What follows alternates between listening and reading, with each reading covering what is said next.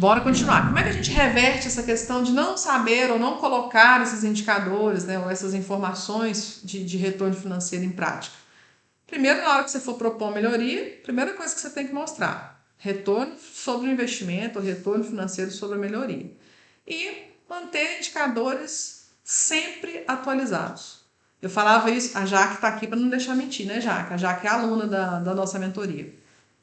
A gente falava nessa semana, né, sobre o quanto ou como a gente agora, enquanto gestor VRI, né, tem a habilidade de ir para uma reunião com a tranquilidade de saber discutir assuntos de estratégia. Hoje, você, enquanto gestor, talvez quando vai para uma reunião com a diretoria, se sinta como você foi apresentar seu TCC. Quando a gente vai apresentar um TCC, vai apresentar um trabalho de escola, a gente fica o quê? Nervoso, ansioso, tremendo as pernas. Mas por quê? A gente está ali com uma obrigação de falar alguma coisa que a gente decorou, mas a gente não vivenciou, a gente não tem muita certeza de um monte de coisa. E uma pergunta fora daquele script que você estudou vai te desmoronar. Então, quando eu vou para uma reunião de diretoria nesse nível, pode esquecer. Você vai gaguejar, vai passar vergonha.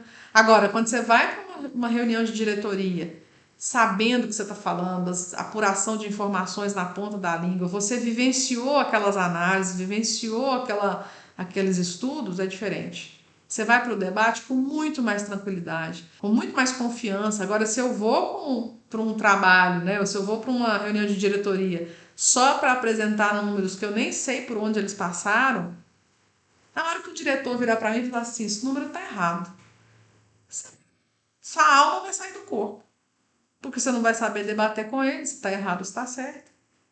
E o dono do negócio, por mais que ele não saiba, talvez, minúcias, ele desconfia do número. Ele fala assim, poxa, não era o número que eu esperava um número de uma outra ordem. Ele pode não saber os centavos, tá, gente?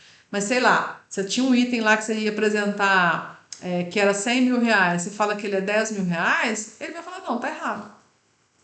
Não era para ser 100 mil reais, tá errado. Não era para ser 10 mil reais, tá errado. E aí você não vai saber argumentar, o que é que vai virar?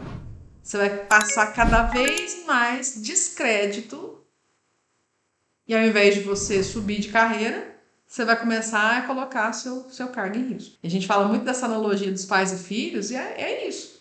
Ele pode não saber detalhes depois da vírgula, mas que ele conhece o cheiro do problema, ele conhece.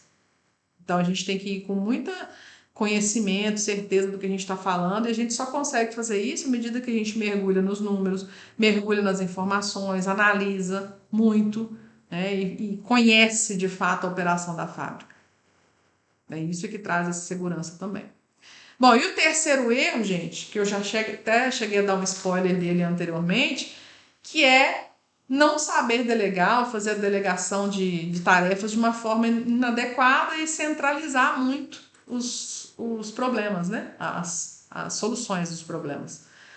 O que isso traz? Primeiro, tem gente que faz isso, acreditem se quiser, e se for o seu caso, não se sinta acanhado por isso, porque tem jeito. Tem pessoas que acham que centralizar algumas informações, centralizar alguns conhecimentos, vai tornar a empresa dependente de você, e aí sim você garante o seu espaço dentro da fábrica. Agora, isso é completamente na contramão de quem quer subir de cargo. Porque quanto mais dependente você torna um setor, um processo da sua atuação, mais preso nela você fica. Mais preso na operação você fica. E sendo visto como pouco hábil, uma pessoa que tem pouca habilidade de desenvolver outras pessoas.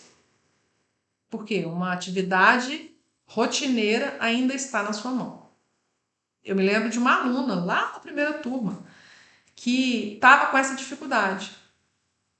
Quando ela conseguiu falar que estava com essa dificuldade, porque ela realmente demorou a admitir que estava com essa dificuldade de passar conhecimento, porque ela tinha medo de se tornar inútil quando o conhecimento fosse compartilhado. E aí, né, a gente fez uma. O pessoal que está na mentoria pode assistir essa aula, uma aula muito bacana, uma gravação de mentoria muito bacana. Quando ela despertou para que, poxa, realmente o nosso papel de gestor é ser facilitador, e ela colocou em prática, gente, se tornou outra pessoa, outra gestora. Porque de verdade, quando você compartilha o conhecimento, você se torna muito mais útil para a empresa e muito mais indispensável do que se você segurar a informação. Tenha certeza disso. Ninguém aqui se torna imprescindível, indispensável numa fábrica porque tem mais conhecimento, não. Muito pelo contrário. Quanto mais você é um gerador de conhecimento na fábrica, mais ela depende de você. Quanto mais você é um multiplicador de informações na fábrica, mais aquela fábrica precisa de você. Então é exatamente o oposto. Quanto mais você compartilha, multiplica, mais você gera essa conexão. Bom, como é que a gente faz para reverter essa questão de dificuldade de delegar, né? Para delegar de uma forma muito mais eficaz. Capacitar as pessoas, como eu disse aqui, acompanhar e dar suporte, porque não é só delargar, né? Não é você empurrar a tarefa para o outro e esquecer que existe. Identificar quais são as tarefas que de verdade vão ser replicáveis. Então, tem tarefas que você já pode delegar. Tem tarefas que você vai ter que treinar melhor as pessoas. Mas algumas você já pode passar adiante, desapegar mesmo e ensinar as pessoas a fazer, né? E isso, gente, quanto mais, como eu disse, né? Quanto mais você é capaz de formar novas pessoas, mais mais valorosa você se torna para aquela empresa. Inclusive porque hoje em dia manter mão de obra é cada vez mais difícil. Esse é o grande desafio das empresas, das indústrias, né, de modo geral. Se eu tenho uma capacidade geradora de conhecimento aqui na empresa, por mais que a gente tenha um turnover alto, por mais que a gente tenha uma rotatividade alta, o conhecimento ele não tá se perdendo tanto ao longo do tempo. Porque nós temos gestores na fábrica que são capazes de replicar o conhecimento. Então, isso é valor para uma fábrica, isso é valor para uma empresa. Então, quer sair do lugar que você está hoje e ir para realmente outras vagas, nesses casos de reduções drásticas de mão de obra, o que precisa ter um redesenho, né?